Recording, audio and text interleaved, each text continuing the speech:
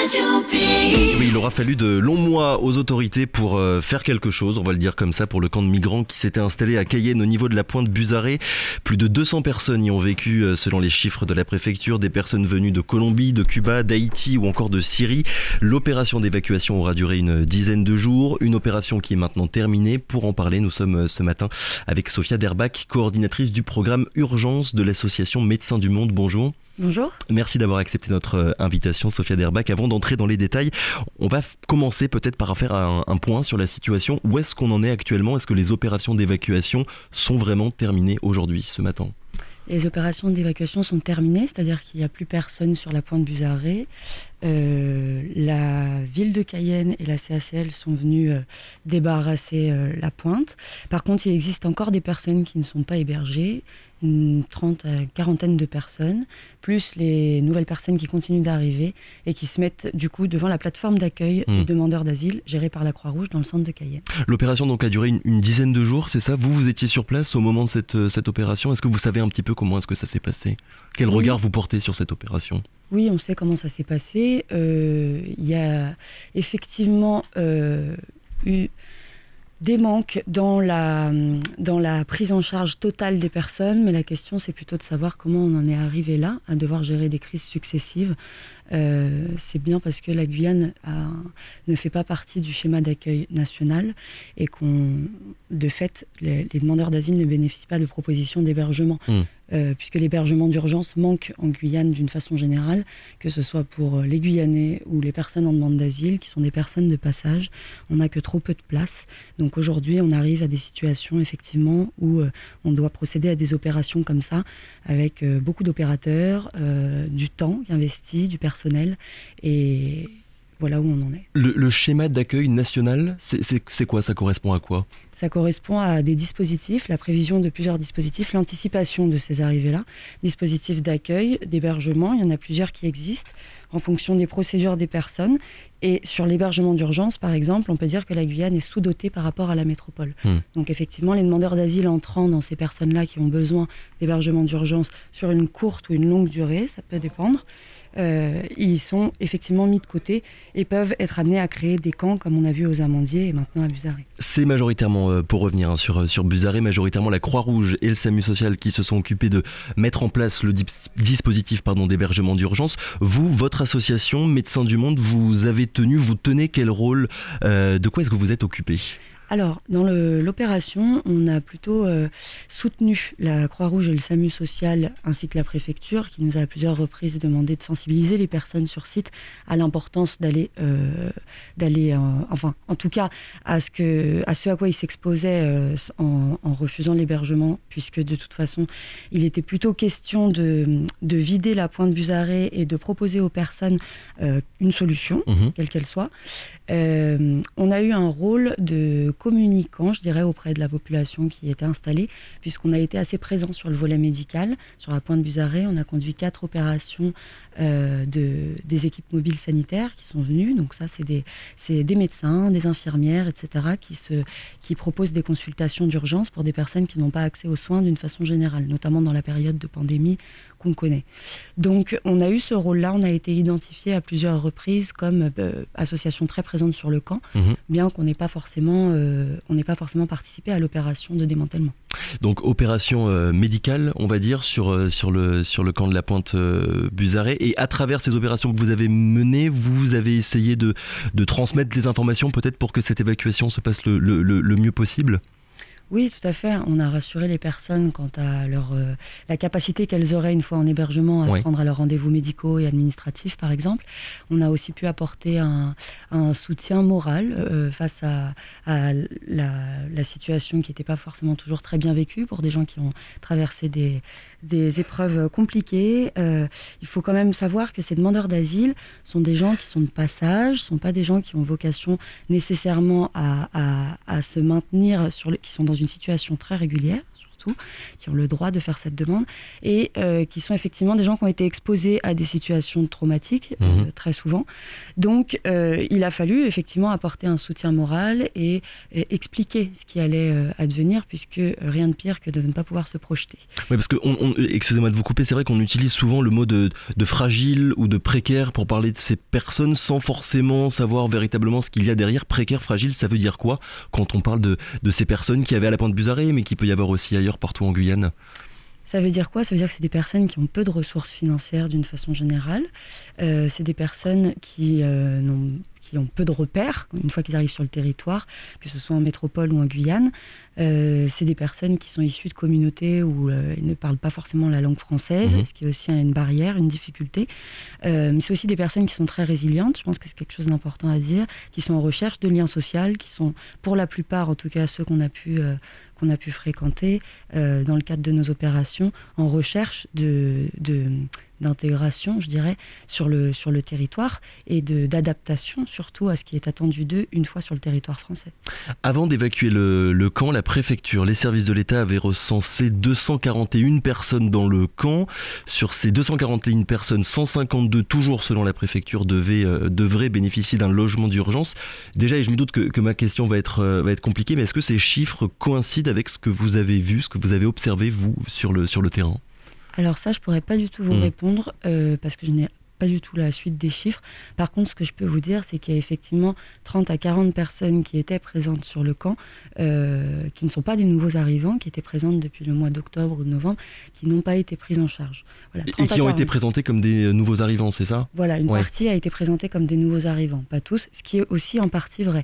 Mais la question continuera de se poser tant qu'on n'anticipera pas, en fait. C'est ça la question. La question du chiffre, finalement, elle est peut-être un petit peu décalée aujourd'hui en Guyane, puisque l'idée, c'est plutôt de savoir comment est-ce qu'on continue d'accueillir ces personnes qui arrivent. Encore une fois, il s'agit de relativiser. Le territoire guyanais est aussi composé d'une grande partie de personnes qui ont migré ou qui migrent encore.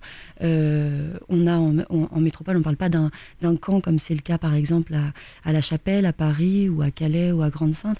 On parle effectivement de vagues de centaines de personnes. C'est important, ça nécessite une prise en charge, une anticipation sur toutes ces prises en charge pour rationaliser les coûts de ces opérations-là et puis surtout l'investissement fourni, autant émotionnel, énergétique qu'humain. Ouais. Et aujourd'hui, la question exactement de savoir le nombre de personnes, finalement, elle se posera beaucoup moins plus tard quand on aura anticipé ces questions-là. Alors comment est-ce que justement on anticipe mieux ces questions-là? À terme, la solution, c'est d'avoir enfin, que la Guyane ait enfin un centre d'accueil pour les demandeurs d'asile? Oui, tout à fait. Ce qui a été annoncé par la préfecture, les équipes de MDM s'en réjouissent.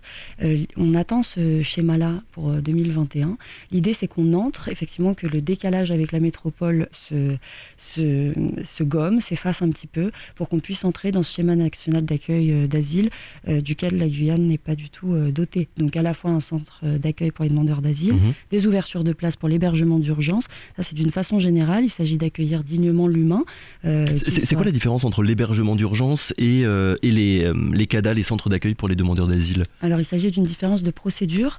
Les personnes qui entrent en hébergement d'urgence sont soit dans une situation de procédure accélérée, pour différentes raisons. Elles n'ont pas formulé leur demande d'asile dans les temps, ou elles viennent d'un pays d'origine sûr, ça c'est du détail d'asile, soit elles atterrissent en centre d'hébergement d'urgence, soit elles sont en début de procédure normale, et donc là elles peuvent avoir accès à un centre d'accueil et pour les demandeurs d'asile, un CADA comme on dit, ce qu'a annoncé la préfecture récemment, et dans ce cadre-là, on aurait suffisamment de place pour pouvoir situer les personnes en fonction de ce à quoi elles ont droit aussi également.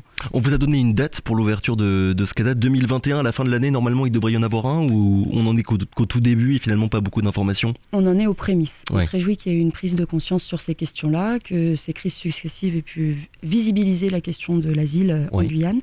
Par contre, on n'a pas du tout de date de projection.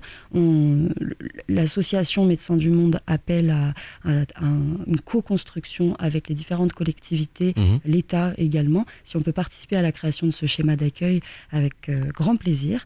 Mais pour l'instant, on n'a absolument pas de visibilité sur ce qui va être fait. En tout cas, tant qu'il n'y aura pas de ligne directrice claire, on se retrouvera finalement avec ce genre de situations à répétition qui reviendront comme ça tous les 6 mois, tous les ans. Tout à fait. On déplace simplement le problème. C'est-à-dire qu'on peut proposer des solutions d'hébergement d'urgence. Ça se fait toujours en dernière minute. Les personnes, en attendant, elles ont eu le temps de construire quelque chose, à la fois sur le territoire, c'est-à-dire de façon matérielle, mais aussi de façon émotionnelle, je dirais, c'est-à-dire que c'est des gens qui se sont aussi investis dans cet espace-là, et une évacuation, une destruction d'habitat, ça reste pas anodin, humainement parlant, psychologiquement parlant. C'est aussi des choses qui ont été signalées par de nombreux soignants, dont des psychiatres. C'est très compliqué de vivre ce genre de situation. Oui, parce que certains étaient sur place depuis de longs mois, voire depuis 1 an. Alors, la création de ces camps-là, elle date effectivement de bien avant la crise sanitaire. Donc, avant le mois de mars 2020, il y avait déjà des camps, notamment aux Amandiers. Par contre, ce qui continuera de se passer, effectivement, c'est le développement de ces camps-là, tant qu'ils n'auront pas aussi une visibilité. C'est des gens qui ont droit à ça, c'est des gens qui sont en demande d'asile, c'est pas des gens qui sont irréguliers sur le territoire. Je pense que ça, c'est important à avoir en tête. Sur le cas précis du camp de la Pointe-Buzaré, le sous-préfet Daniel Fermont avait déclaré il y a quelques semaines qu'il fallait trouver des solutions. On est en train d'en parler là ce matin pour éviter de déplacer le problème. Est-ce que le problème vraiment sur le cas précis de la Pointe-Buzaré a été déplacé ? En partie, non. En partie, non. Une grande partie des personnes a été hébergée. Donc ça, bien sûr, c'est tout à fait salutaire. Par contre, il est vrai qu'il reste des personnes qui n'ont pas été hébergées et qui sont là depuis de nombreux mois, comme vous le soulignez. Et puis, des personnes qui vont continuer d'arriver, puisqu'on n'a pas la possibilité d'arrêter les demandes d'asile à la frontière. Ça n'est pas légal, ça n'est pas conforme aux traités internationaux dont la France fait partie. Oui. Donc, il ne s'agira en aucun cas d'arrêter la demande d'asile, plutôt d'essayer de la prendre en charge à sa juste quantité, je dirais. À nos confrères de France Guyane, vous avez déclaré, et vous avez commencé à en parler il y a quelques minutes, vous avez déclaré il y a quelques jours que cette opération d'évacuation avait manqué de coordination de la part des services de l'État. Un manque de coordination sur quel point précisément ? Je dirais qu'il s'agissait surtout des points de communication, de projection qu'on pouvait proposer aux personnes. D'accord. Comme je pense que vous le savez, il leur a d'abord été remis une mise en demeure sous 15 jours. Donc, c'est-à-dire que les gens ont d'abord eu l'information qu'ils devaient quitter le terrain sans solution, sans proposition alternative. Donc, il y a eu cette première étape qui a effectivement fragilisé l'état psychologique des personnes qui ont dû se projeter sur une solution qui n'en était pas une, c'est-à-dire quitter le camp sans alternative, pour ensuite avoir des propositions d'hébergement qui n'ont pas été communiquées forcément rapidement, ou en tout cas aux personnes de façon toujours très efficace. Et ça, c'est une question effectivement de coordination entre les différents opérateurs. En tout cas, la préfecture avait annoncé 152 personnes qui allaient être relogées. Ces personnes-là ont bien été relogées sur les 241 personnes. Il semblerait que oui. En termes de chiffres, je ne pourrais pas vous dire, mais il semblerait que oui. Certaines personnes sont donc à l'hôtel pour les personnes qui sont statutaires, donc qui ont un statut de réfugié. C'est-à-dire que la France a déjà statué sur leur demande d'asile, leur a octroyé une protection internationale. C'est des personnes qui sont dans le droit commun. Ça, je pense que c'est important aussi de l'avoir en tête.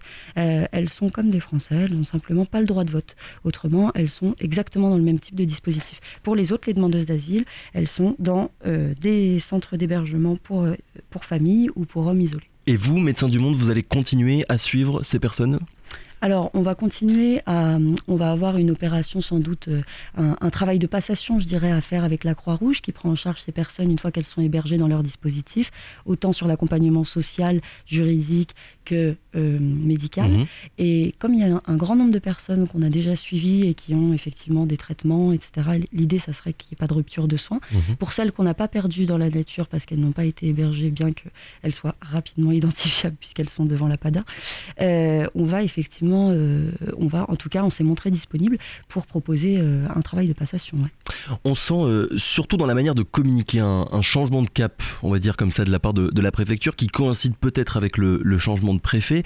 On est passé d'un discours il y a encore quelques mois intraitable, on va dire, à des propos qui sont un petit peu plus nuancés. Maintenant, la préfecture a insisté sur le cas de la Pointe-Buzaré, sur le besoin de reloger absolument les personnes qui allaient être évacuées. C'est que du discours, ou bien ce que vous observez, vous, en tant qu'association, un changement changement. Est-ce que vous observez un changement à ce niveau ? Non, on observe tout à fait un changement, ça c'est clair et net, dans le discours, dans la façon aussi de travailler l'information avec les Guyanaises et les Guyanais qui ne sont pas forcément familiers avec ces thématiques-là, qui peuvent avoir peur de ce que représente cet accueil, qui peuvent aussi ne pas comprendre pourquoi autant de personnes se retrouvent à un même endroit. On observe que la préfecture fait en sorte d'écouter la population guyanaise tout en faisant respecter le droit international. Ça c'est tout à fait, ça c'est quelque chose dont on se réjouit au niveau associatif. Maintenant, comme je vous le disais, on n'a toujours pas de projection réelle, on n'a toujours pas de visibilité sur la mise en place de ce dispositif national d'accueil, mais on reste optimiste.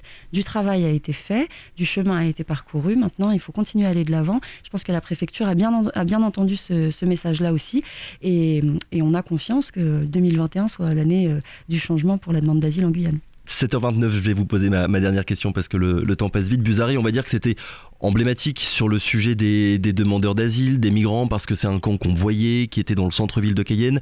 Mais il faut dire aussi peut-être qu'il y a de nombreuses personnes qui sont dans des bidonvilles, des quartiers insalubres et qui sont finalement dans la même situation que ces personnes qui étaient au camp de la Pointe Buzaré. Tout à fait. Buzaré, c'est la partie émergée de l'iceberg.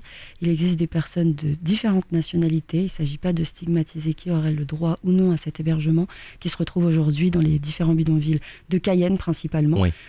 Donc Baduel, Tarzan, par exemple, et qui se retrouvent du coup à effectivement se fondre dans la masse de la population, qui ont des capacités d'intégration plus ou moins élevées en fonction de la langue qu'elles ont. Et là, sur ce point, votre travail en tant qu'association, je me doute qu'il est plus compliqué que quand on a un camp qui est visible et clairement identifié quelque part. On est aussi présent dans les bidonvilles. D'une façon générale, on fait aussi des opérations des équipes mobiles sanitaires se rendent régulièrement sur ces terrains-là. Donc c'est aussi des personnes qu'on a l'occasion de voir.